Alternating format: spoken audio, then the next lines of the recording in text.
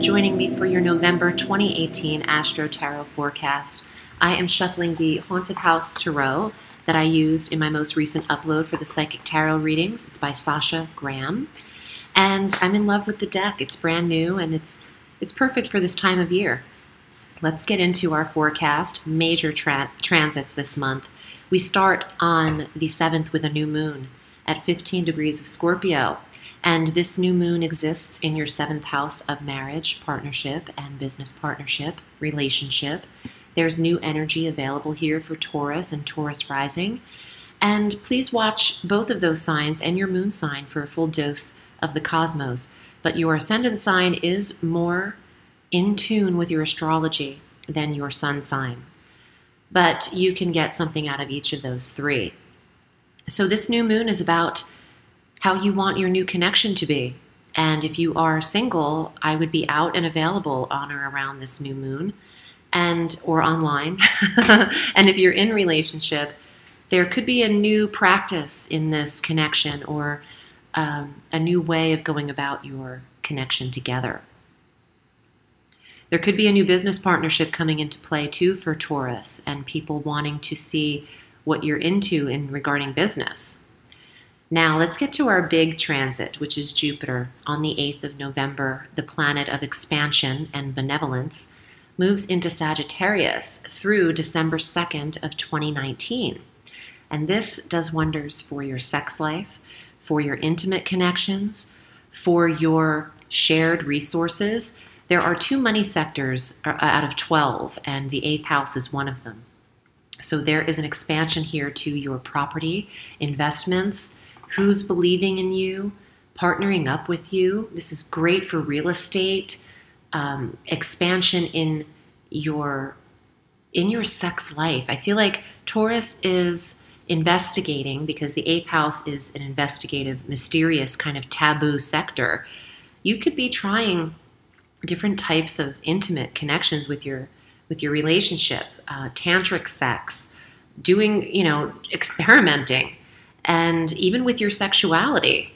So this could apply very differently for all sorts of Tauruses. But Jupiter here wants you to open up your mind, open up your 8th house to all forms of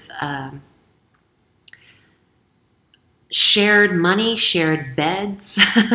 Your partner and you might be experiencing a deeper connection. And just through your own private intimacies, this is a private house, private sector, you're willing to take it there. Maybe you've been in a relationship where you haven't been intimate.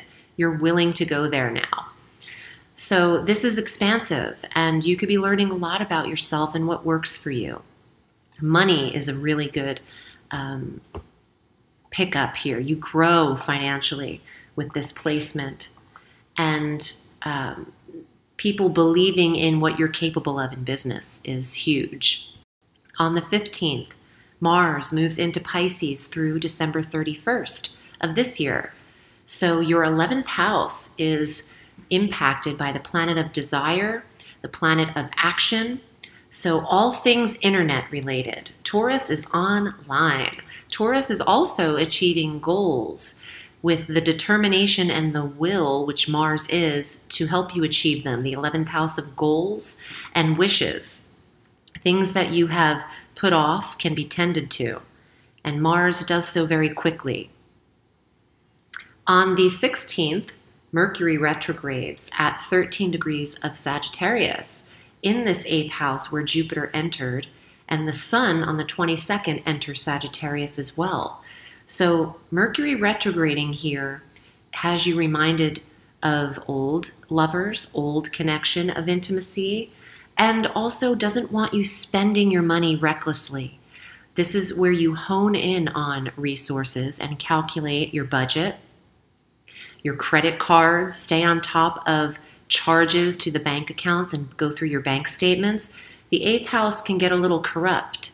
And with Mercury retrograde there, you really want to tend to details of your money and interest rates and credit card scams. Don't believe anyone calling you, telling you that you need to call them regarding your unsecured credit card debt, leaving you an automated voicemail that sounds real. Don't call these people. It's a scam. Let's just go with it's a scam and they can wait on you. Trust me, if the IRS needs your attention, they aren't calling. They're sending a certified mail that you need to sign for. So don't fall victim to fraud, which could be possible with Mercury retrograde in the 8th house. Everyone's always trying to get away with something a little sneaky, and in that sector of sneakiness and money, it just, you really have to stay on top of the details there.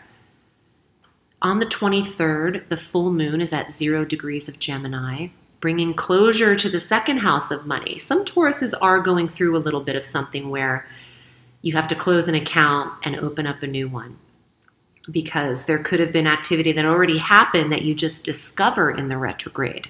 That could be the part that this has already occurred, and that this retrograde allows you to go over things and you see that this has been charged already, and then you put closure to an account, or you have to tend to fiscal needs, and maybe you're even prepping taxes a little bit early this year.